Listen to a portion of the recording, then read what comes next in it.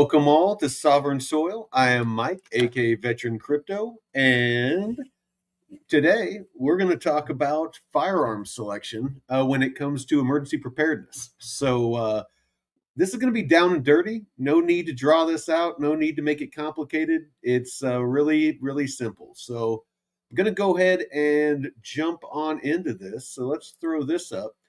But if you want to check out our whole network of channels. You can join us Monday through Friday for the Node. That is where me and David we talk about crypto and traditional investing, stocks, bonds, commodities. We do technical analysis. You go through the news, do some education, have interviews from time to time. Great show, 2 hour show. The blockchain report where Jeff does deep dives on new projects, and he does those on Mondays, Wednesdays, and sorry about that. Mondays, Wednesdays, and Thursdays, and then daily, Monday through Friday, David has his market wrap where he does about 15 to 20 minutes of technical analysis. So if you're looking for a place to where you can just kind of have somebody look at the chart, give you a little bit of insight into what's going on with the charts and potentially what could happen. It's a great show to catch. Again, Monday through Friday. And then, of course, we have Crypto and Chill. That's where myself and Jeff just kind of hang out, talk about crypto. That's on Tuesdays and Fridays. So basically, just kind of catch up. What's happened throughout the week or over the weekend between shows. And then, of course, this show on Saturdays. And then immediately after this, Jeff does Saturday Night Fever, which is where he does interviews with DJs in the San Francisco Bay Area. And sometimes they'll do tutorials, and sometimes they spin music and stuff like that. And then sometimes we have gaming and chill, which is just basically Arc Raiders and different games that some of the people in our community like to play. So that being said, let's jump into this. So I'm actually going to take this down, and I'm just going to talk. I'm just going to chat with you. Nothing fancy, no PowerPoints, no nothing crazy. But me personally, I whenever I'm selecting firearms for, especially for something like emergency preparedness, there's some key things that I'm keeping in mind, and I did make myself some notes. But in a nutshell, you're going to want a pistol, a shotgun, something like an AR platform, and I prefer like a bolt action rifle. If you don't want to do bolt action, a 22, like a 22 Ruger, is a great little plinking rifle. You can hunt small game with it, birds. You can get all kinds of different types of shells for it and things like that. Ammo super cheap, but we'll get into that. So the kind of one of the first things to keep in mind, especially if you're worried about a long, prolonged, emergency where it's going to last, weeks, months, or longer, is the availability of ammunition or the popularity of ammunition, and that can work both ways. Like for pistols, 9mm is probably the most popular caliber for a handgun, and it can be used in some other platforms as well. But due to the popularity, your chances of coming across it are greatly increased. So that's something to keep in mind, is the popularity of the caliber. If you start going to for like super obscure calibers that almost nobody uses, you might have a hard time finding it. So definitely, if you're buying your firearms with the potential in mind that you're going to have to use it during an emergency, is make sure that you get something that has a popular caliber. Let's see what else we got. Excuse me. And then, all right, let's start with the handgun. So if you're going to go with a 9mm, I would go with a popular platform, and probably the most popular is a Glock. a 17 or a 19. And the reason being is that, again, potentially, I mean, you're going to have things break on it, springs and pins and, it's different things. And it is probably the most used pistol out there. Police officers use it, civilians use it. I haven't, and I take that back. I was about to say military use it, but they don't. Not that I've seen. But and I've been out for a while. Maybe they do. But just like with the ammo, you're going to come across those firearms quite a bit. And, if you're going to be potentially, having to use that for a long period of time and things have gone to shit, you want to be able to come across spare parts.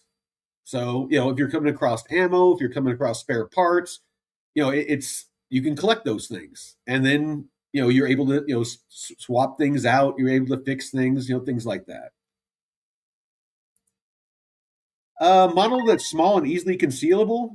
It depends on how concealed you want to be. Now, and you can conceal almost any pistol, but subcompact, you can get. There's a lot of subcompacts out there that are kind of little short, little shorties, and then the magazine's a little smaller. So it's a lot easier to to conceal. But I mean, you can conceal a full size pistol just fine. But yeah, that's my 2 cents on that, David. Let's see. Do. Yeah, I went over the 9 millimeter parts interoperability. I just went over that. Concealability for low profile movement versus open carry capability. In an emergency, I you might it might be better to not be concealed. Having a visible weapon can work both ways. It can, predators and people that are looking to take advantage of people might pass you up because of looking at for a softer target. However, it could be that they want your firearm, so it could make you a target. So, it just really depends on your skill set. If you're in a group, if you're alone, there's a lot of variables. I won't get into that. That's not the topic of this, but no. Um, so yeah, it's in an emergency. If I'm moving around, if I'm out doing things, I'm probably going to have a long gun. I'm probably going to have an AR. I'll probably have a pistol on my side, and that's probably for the most part probably all I'll have.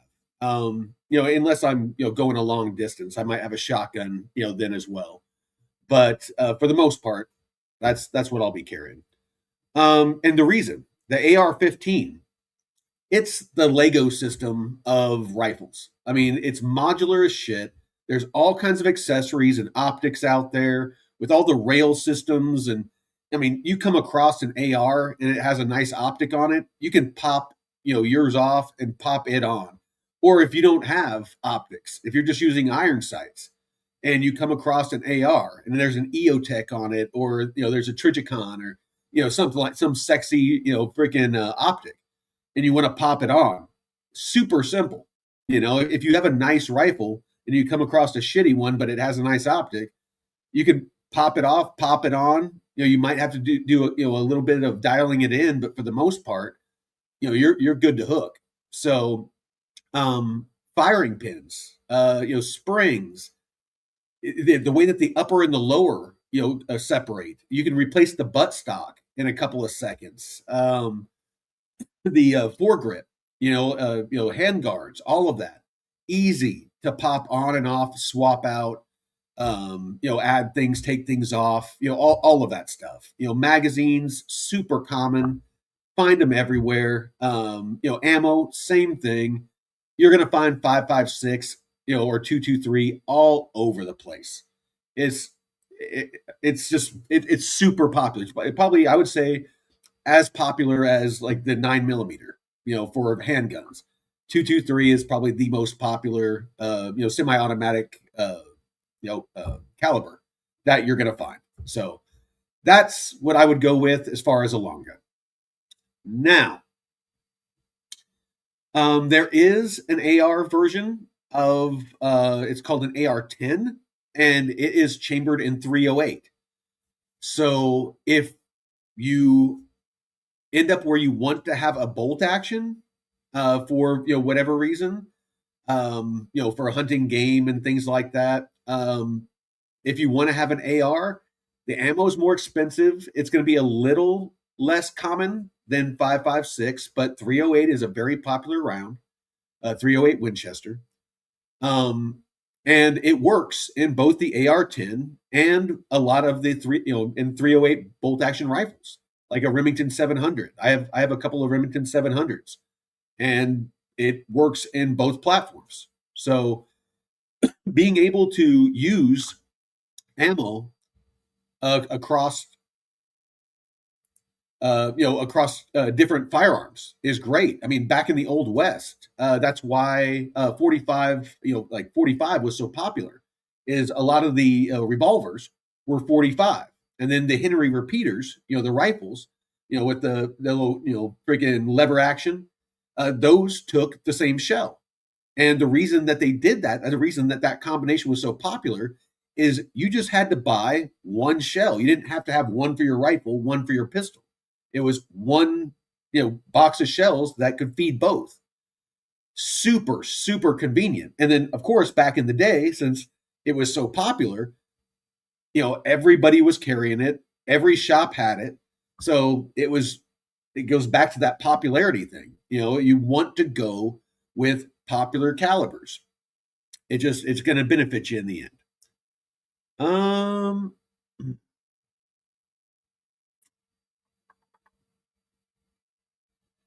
What else we got? What else we got? The shotgun. So shotgun is very versatile and easy to reload. To do reloads. Like if you're into reloading your own ammo, um, it's super popular for people to do because obviously you can reuse the shells. You just have to press out the old primer, press a new one in, add the powder and projectile and all that stuff, and the wadding and close it up. But um, you can get slugs, you can get bird shot, you can get double aught buck, you can get triple aught buck. I mean, there's all kinds of different types of ammunition for shotguns, depending on what you're trying to use it for. I mean, hell, there's like dragon's breath that basically blow fire and projectiles to blind people and just there's all kinds of stuff. And then, I mean, hell, you can use shotgun shells and you can load them with all kinds of stuff. Like the little roller bearings.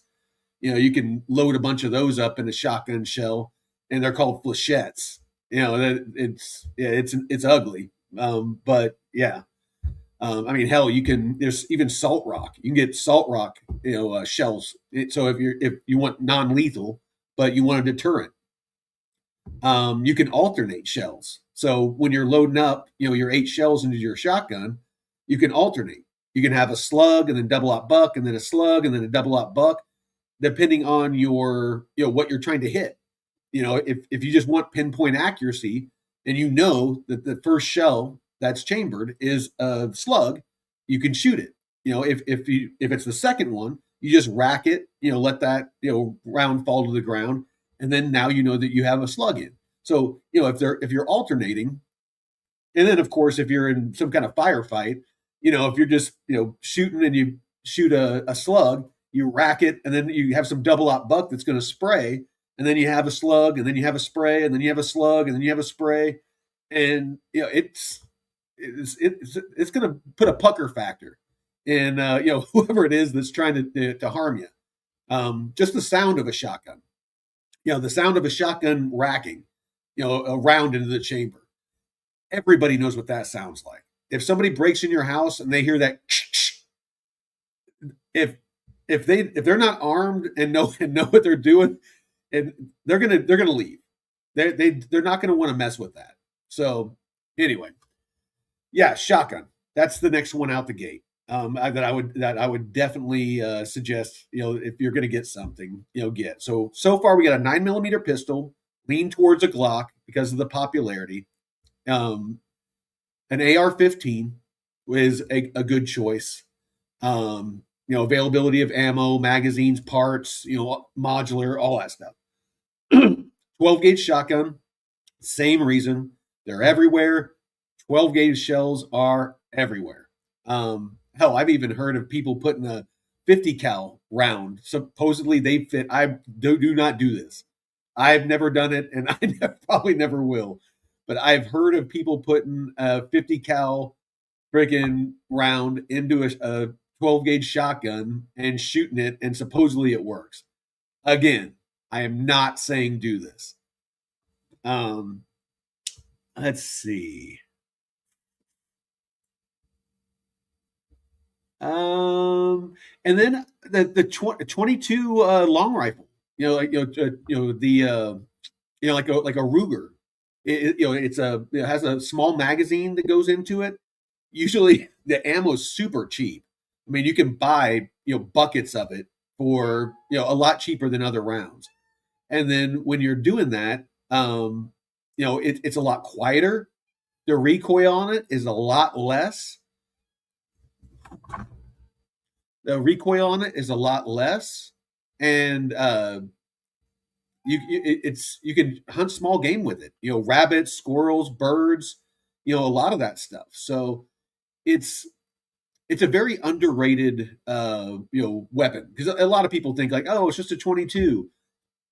It can do a lot of damage to somebody. If you're able to hit what you're aiming at, and it's going to allow for really quick follow-up shots, to where you're going to be able to fire a lot faster, a lot more accurate, because there's a lot less recoil. It's a lot quieter. It's not going to draw as much attention, and it's going to be harder for them to locate where you're at. So I think it's a highly underrated platform myself. It's so take that as you will. Now, the next thing I want to talk about is don't be a gear whore. I know plenty of them. They go out and they buy all the sexy optics, and they buy all the lasers and all the all the stuff in the things. They trick out their guns. They have like $2,000-$3,000 guns that are like the tolerance on the moving parts are so precise, because they want that pinpoint accuracy for like competitions and things, that one speck of dirt or dust gets in that thing and it's not going to cycle. It's not going to operate. The first, firefight that you get in, as soon as it starts getting dirty, it's going to start jamming up. It's not going to operate properly. It's not going to cycle properly. So you don't want one of those high end rifles that are just that precise. The tolerances are that tight. You kind of want a little bit of a sloppy, a sloppy bolt. That in an AR. I know it sounds silly to say, but it's going to make sure that it cycles. And there's always the AK. But again, I mean, it's very popular, but not as popular as an AR. Ammo might not be as easy to come by. It's a lot louder. The round is a lot bigger, so a lot more recoil. The follow-up shots are a lot slower, things like that. But over the whiz bangs and gadgets is training. It doesn't matter how expensive your rifle is. It doesn't matter how expensive your optics are. It doesn't matter if you have lasers. It doesn't matter. A trained person with the shittiest AR is going to outperform somebody with the sexiest rifle that doesn't know how to fucking use it. That's just the raw facts. If you don't know how to use the firearms that you purchase, if you just buy them, throw them in a gun safe or throw them in your closet, and you never put lead down range, you are probably the only gun you should think of getting would be a shotgun. Just because it's very forgiving. It sprays. But still, you're going to want training. But when it comes to accuracy, with a pistol, even trained people, I mean, there's some very trained people that can hit long distance with pistols. But most people, especially in a stressful situation, when your adrenaline's going, your heart is pumping, things like that, pistol for the most part is like a 25 to 50 meter tool. So like maybe like 100 feet, 50 feet. So that's probably a better gauge. Um, just because of, like I said, your heart's going, your adrenaline's going. There's chaos, whatever. So shotgun, you can reach a little further than that, depending on if you're using a slug or if you're using shot. An AR, a trained person with an AR with iron sights, just the little post, the front sight post and a little ring in the back. A trained person that knows what they're doing can shoot all the way out to 500 meters, basically 1,500 feet. But somebody that doesn't know what they're doing, they might not be able to hit a 50-meter target, or 150 feet, with the sexiest EOTech or Trichicon, little red dot. It's just facts. If you don't know what you're doing, if you don't know how to hold the rifle, if you don't know about trigger control, if you don't know about cheek weld, and you don't know about breathing, and just all stable platform, and how to hold the weapon properly, so that when it recoils, that you're able to get back on target and put those follow-up shots where you want them to go. So training. Personally, I think before anybody should be able to buy a firearm, the only requirement there should be is training. You shouldn't need a license. You shouldn't need a background check. You shouldn't need shit except training. Basic handling of the firearm, basics on how to shoot it, how to load it, how to unload it, how to make sure it's clear, that kind of thing. It should be a requirement. It really, really should. More so than a background check and shit like that.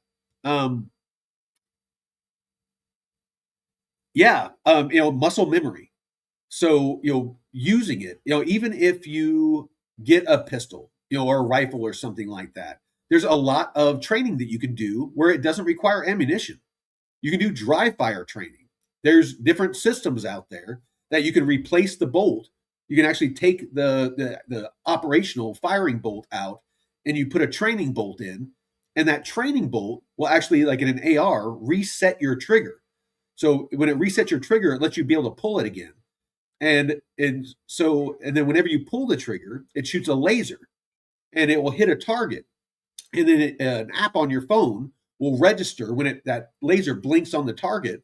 It will register where it is that you hit, and based off of where you hit, it will actually critique what you're doing, right and wrong, as far as your shooting. So if you're pulling the trigger, if your finger's too deep into the trigger, if you are breathing, just different things like that, it's going to tell you. And without spending any money on ammo, you can improve as a marksman using these products. And they're not super expensive. It's like, $150, $200. Go out and buy $150, $200 worth of ammo. It's going to last maybe 30 minutes on the range.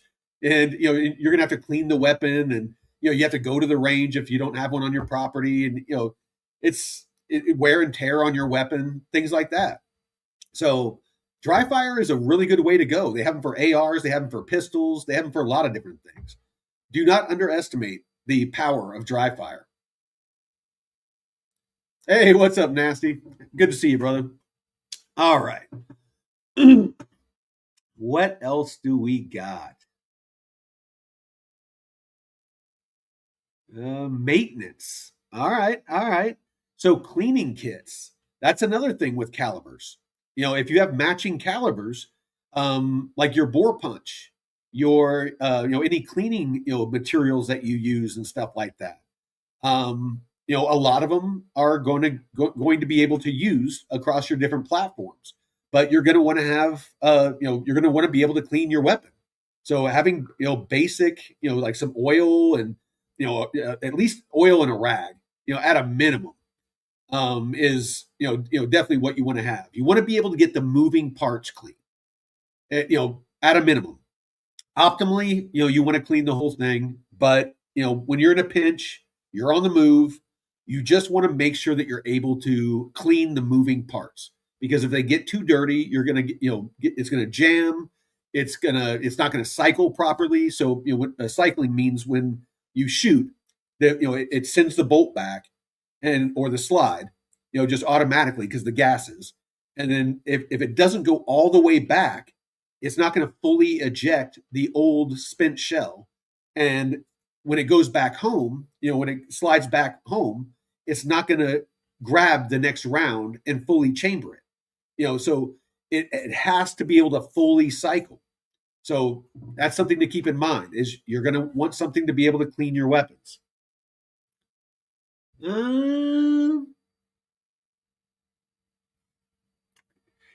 Yeah, it's one of the reasons I don't use or buy 223 for my AR, is the pressure. So a lot of the 223, it doesn't use as much powder, so it doesn't have as much pressure.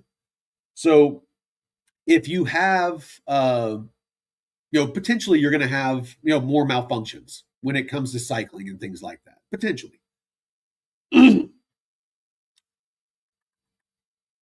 For the most part, that's pretty much it.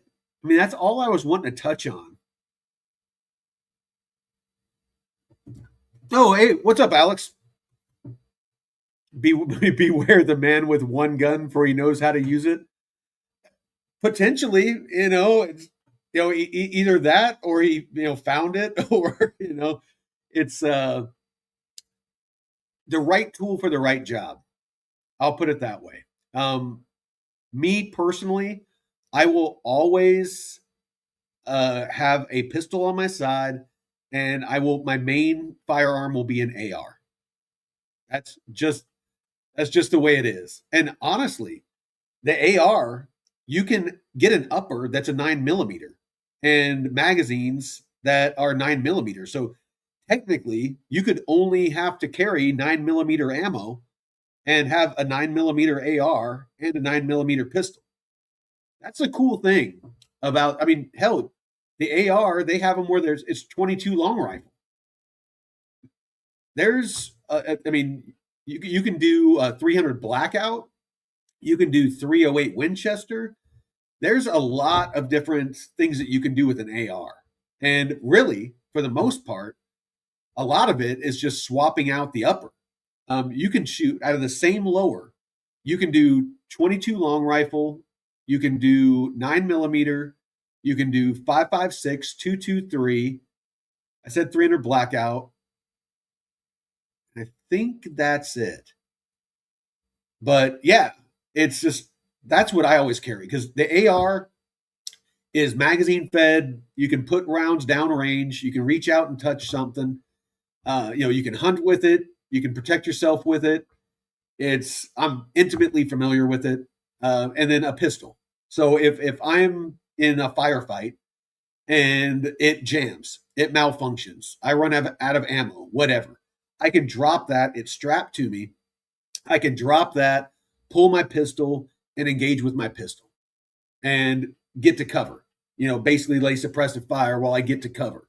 Once I get to cover, I can put the pistol away. I can clear, my rifle, find out what's wrong, clear the malfunction, put a fresh mag in, send it home. If I have time, pull my pistol out, put a fresh mag in that, put that away in case I need it again, and re-engage. It's just super, super simple, but train like you fight. I cannot stress enough that if you have weapons and you have not trained with them, you're probably more of a danger to yourself and those around you and your loved ones, having a weapon than not having a weapon.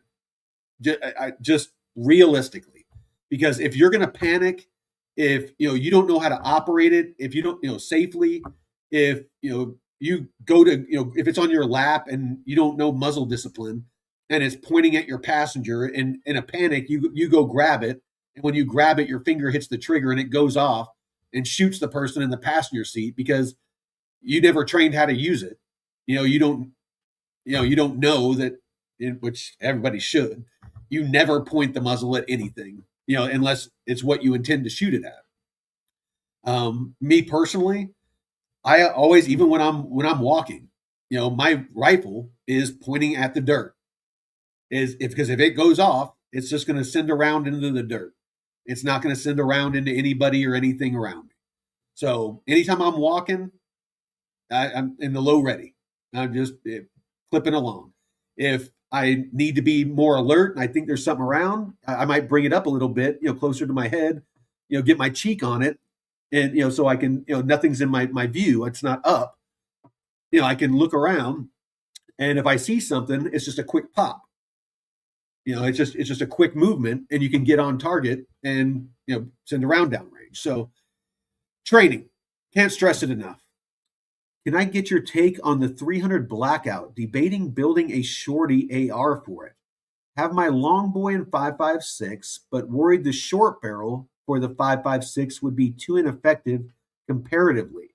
Really, 300 Blackout, where it got popular, is suppressed 5.56 just because of the lack of back pressure. It usually doesn't. It's had issues cycling, and so for like knockdown power, a lot of people started trimming down 5.56 shells to where it takes a 308 bullet, and you can build a shorty upper for a 308 for the 300 Blackout, and just use your lower. Just you can swap out the upper on the same lower as a 5.56, and just have a fully kitted out upper for your Blackout and a fully kitted upper for your 5.56, and then all you got to do is swippy swappy.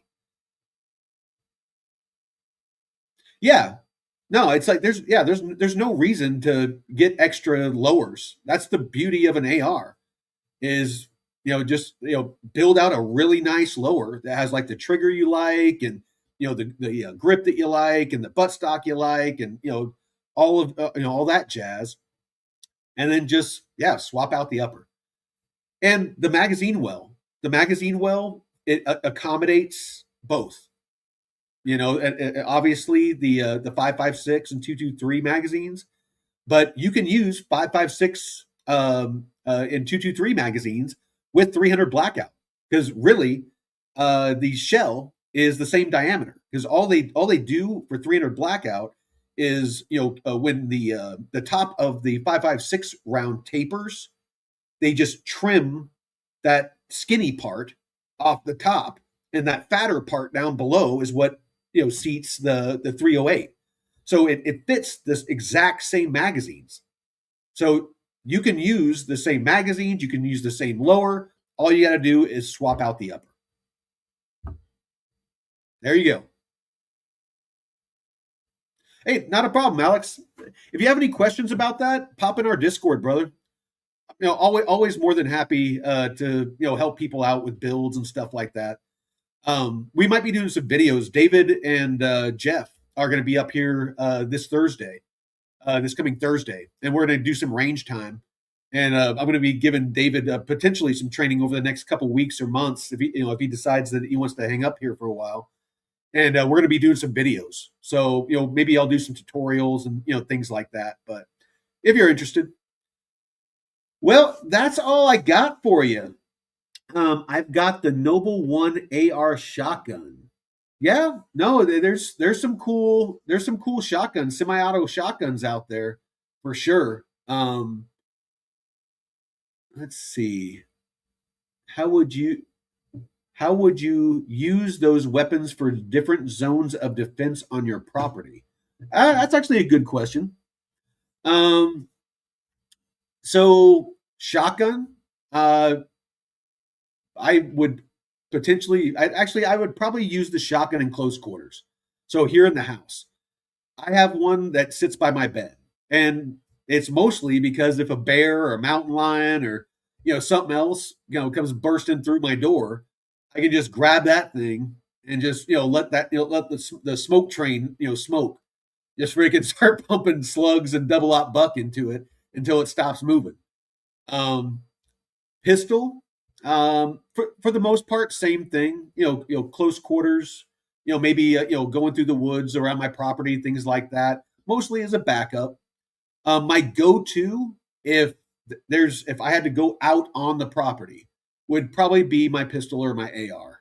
Shotgun, it would work too, but for the most part, the AR is what's is my tool of choice.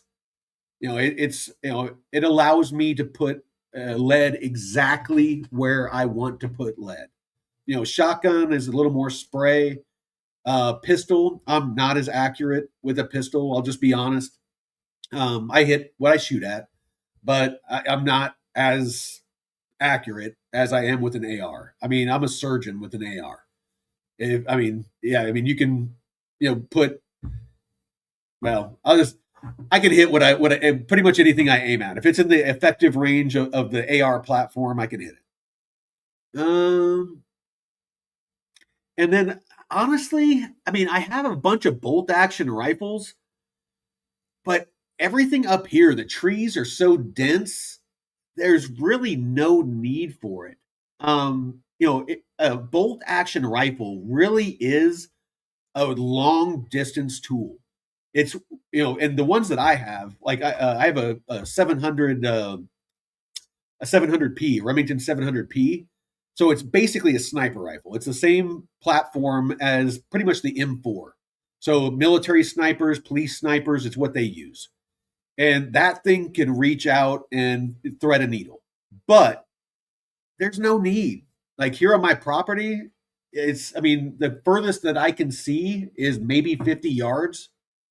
A pistol, a shotgun, and an AR is going to take care of that.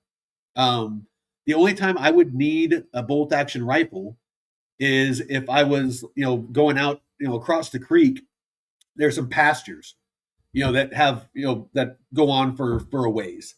And if I was like trying to shoot a deer out there or an elk or something like that, or if I went hunting somewhere to where it was, big and wide open, maybe I would use it. And most, like, hunting, if you go out, if it's not for an emergency, if it's just, the deer hunt or whatever, they're not going to let you use like an AR platform and stuff like that. You have to use a bolt action rifle most of the time. So, it is what it is. All right. Any more questions? Any more questions? Doesn't look like it. Hey, Alex, I appreciate the tip, man. Every little bit helps. We're trying to grow the channel, so I appreciate you. But yeah, by all means, man, jump in the Discord. Go to the node.pro. This website here. This is our official website, and if you go to community, then you can just join the Discord. It doesn't cost anything. There's no tricks. There's no gimmicks, anything like that. Just click on the Node Discord. Go ahead and join, and then yeah, you'll find me in there. It's just Veteran Crypto. It will be all in gold. If the name isn't in gold, it's not me. Honestly, David, the only difference is if you're doing like shooting competitions or extremely long distance shooting. The difference between a $2,000 AR and a $500 or $800 AR is just the tolerances. It's going to make it more accurate at a distance. To be honest, most of the rifles that I build are like an $800 AR. I can build an $800 or $1,000 AR, without the optics. That is going to be very reliable, very accurate, out to a couple hundred yards, and you're not going to have any issues with it. There is no reason, literally, unless you are doing competitions, there is no reason to buy a $2,000 AR. There just isn't. Unless it comes with like a really nice optic and a bunch of furniture already on it. And, maybe it comes with a bunch of magazines, and if it's like some kind of package, maybe.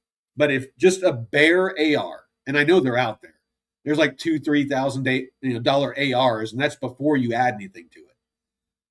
Honestly, I think they're gimmicky as shit, and it's for people that don't know. They just think that if they buy a more expensive AR, that it's going to make them a better shot.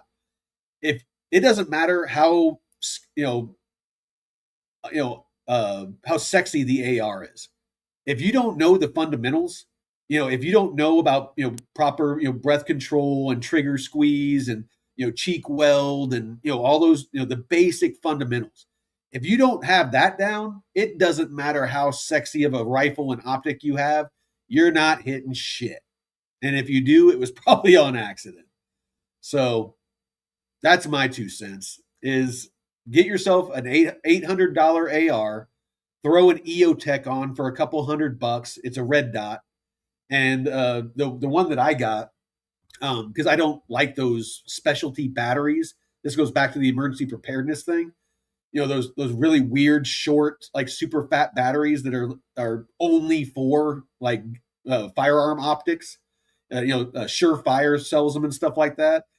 I got the old school EOTech, the long one that takes AA batteries. I can find AA batteries in a TV remote control. I can find AA batteries in pretty much anything. So if and then of course I have it to where I have my 45 tilt to where I have iron sights.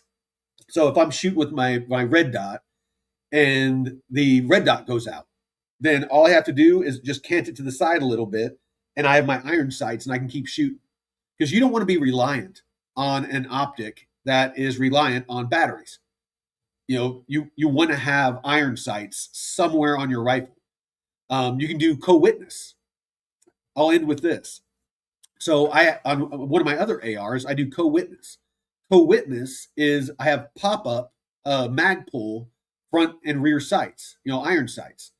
I have my EOTech on top, and you can pop those up, and the red dot should line up. You should be able to look through the rear sight into the red dot into the front sight post. They should be able to line up, and it helps you to shoot a little more accurately.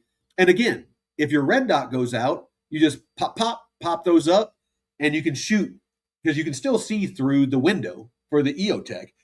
There just won't be a red dot. So, you're shooting, your red dot goes out. Oh shit. Reach up there, pop, and next thing and you're back at it. You're back in action. So again, if you want to pop into the Discord, if you have any questions, and you don't want to put it out there to everybody, just hop in there, hit me up. We can go into like a little private room, if you're worried about telling people, what guns you have, or you don't want to sound silly and you're embarrassed. It's cool. I would rather have you ask what you think is a stupid question and have you be a better shot, or have you be more safe, or make sure or save you some money, than to have you not answer that or ask that question because you think it's stupid, and then you go out and waste a bunch of money, or you do something stupid, hurt yourself or somebody else. So please, if you have any questions, you see this, if you're here live, if you see it after, go to our Discord. Feel free to find me. I'm happy to answer any questions you have. So one more question check.